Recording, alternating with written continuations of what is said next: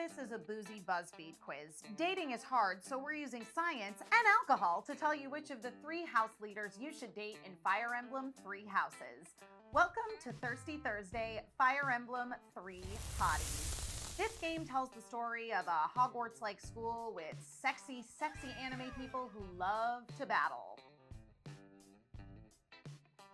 All of the thirstiness in this video takes place after the 5-year time skip when everyone is old enough to be considered a consenting thirst-afterable adult. I'm Professor Emma Fyffe. Let the experiment begin. Thirsty for Claude. Claude, the leader of the Golden Deer House, is represented by this golden lager. Eye-catching, effervescent, delicious. And just like this lager, he's secretly a king, or will be a king after his dad dies. That's right, if you love a man with a secret, here he is. Claude isn't even really his real name. He's actually Prince Khalid of Elmira. Claude's MO is canceling racism. His mother, the granddaughter of the Duke of Leicester, eloped with the king of the neighboring country, Elmira, and because of his heritage, Claude was treated as an other in both Elmira, where he was born, and Fodlan, where he, suddenly turned up as heir apparent when his aging grandfather's health started failing.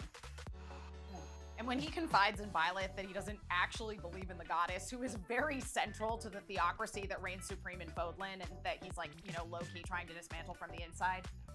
Oh, fuck me, I love an atheist, for real. Best of all, he is not codependent, for real. In his paired ending with Violet, he straight up's like, well, I love you, and we're totally gonna be together, but I gotta go do me and take care of my own kingdom for a little while.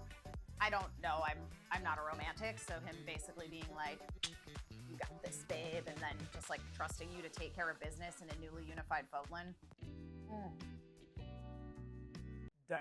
So if a woke, independent atheist who's prettier than all the Hadid siblings put together sounds like your dream partner, then Claude is the Fire Emblem hottie for you. No, he's definitely the one for me. Our next character is sweet, complicated, and a little bit bitter. Let me teach you a quick recipe for the Black Eagles cocktail sourced from our friend Pete Wiz to represent their house leader, Edelgard. To make the Black Eagles cocktail, you'll need 1 ounce of vermouth, 1 ounce of Campari, shake in a cocktail shaker, strain into a lowball glass over fresh ice, top with soda, and garnish with an orange twist. Outwardly, Edelgard is the most powerful of the 3. In one of the last chapters before the time skip, her feeble father, Emperor Ionius IX, abdicates the throne and she assumes the mantle of emperor. That's right, not empress, emperor of the Adresnian Empire. We stan a lady emperor. She immediately begins a campaign of fire and fury against her former school at Garrett-Bach Monastery, the headquarters of the Church of Saros, and the entire hierarchical system of crests. Unlike Dimitri, who we'll get to later, whose stance is, yeah, the whole crest system's kind of a bummer, but let's find a compromise. Edelgard's like, nah, we burning this shit to the ground, figuratively speaking. Edelgard is the Daenerys Targaryen we deserved.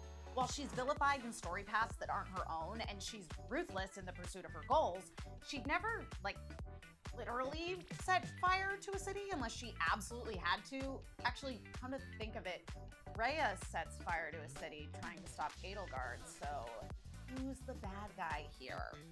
Anyway, her motivations behind all of this comes from childhood trauma. She and her siblings were the subject of some pretty gnarly basement crest experimentation, and she's the only one who actually lived. So 1, totally fair that she hates the current system of nobility where only kids with crests can inherit, and 2, let's not forget that she's super hot and a good fighter. She also loves her teacher a whole lot. During the time skip, it's implied that she wrote letters and drew pictures of Violet like a damn middle schooler, and I, for one, am for it. Imagine this fucking badass in a dang horn headdress and a giant axe doodling in whatever the Fodlan equivalent of a trapper keeper is. So cute! Did I just totally age myself with the trapper keeper reference? Kids even have those anymore? So if a brooding, dominating, damaged, toe-headed hottie is your cup of tea, then Edelgard is the Fire Emblem house leader of your dreams. Dimitri, the leader of the Blue Lion's house, is represented by my next drink. It's just water, because he's a boring rule follower. Boo! You stink! Dimitri Alexander Blythed, heir apparent of the Holy Kingdom of Fargus, son of the dead King Lambert, is just a boring good little boy. Or is he? I mean, shit gets wild after the time skip. Like, Dimitri pre-time skip is a big pass, but then that hair, the eye patch, the brooding demeanor. What happened to you, baby? Am I thirsty for trauma? I feel like this is becoming a theme. Dimitri definitely gets a raw deal when Edelgard wages her war against the church. You see, during his teen years in an event known as the Tragedy of Duskard, Dimitri went, you know, understandably a little cray-cray after losing his dad, his stepmom, his friend Glenn, basically most of the people closest to him.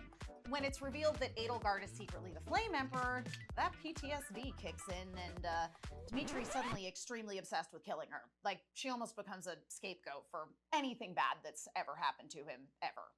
While it's never actually revealed exactly how Dimitri lost his eye during the 5-year time skip, there is one fan theory that suggests he gouged his eye out to stop himself from seeing visions of his dead parents. Yikes. But don't worry, Violet can fix him. No, seriously, if you don't play the Blue Lions route, Dimitri kind of dies like a chump. At least Edelgard gets a pretty metal death where she's upholding her convictions outside of her own story. But hey, if you're into fixing sad boys and like a traditional, they got married and lived happily ever after ending, there is nothing wrong with that. You do you. Or you do Dimitri. Again, I cannot deny the eye patch is very sexy. Seriously though, Dimitri's fine. He kind of represents this idea that you can compromise and fix the status quo, and well, there's something kind of charming about that hopeful idealism. So which of these Fire Emblem hotties is right for you? If you want a damaged dom whose gentler side shines through under the influence of her beloved teacher, go with Edelgard. If you want a sad, sadistic sub who can repent to become a fair and benevolent king just as long as his dear professor is there to guide him towards goodness, then go with Dimitri. Or if you prefer a verse who's living his own life, go with Claude. That's it. That's the video. Hit subscribe on VENN Download and then go away. I have fan art that I want to look at, but my producers wouldn't let me include it in the video, so just go away and watch other Thirsty Thursday videos. Get out of here.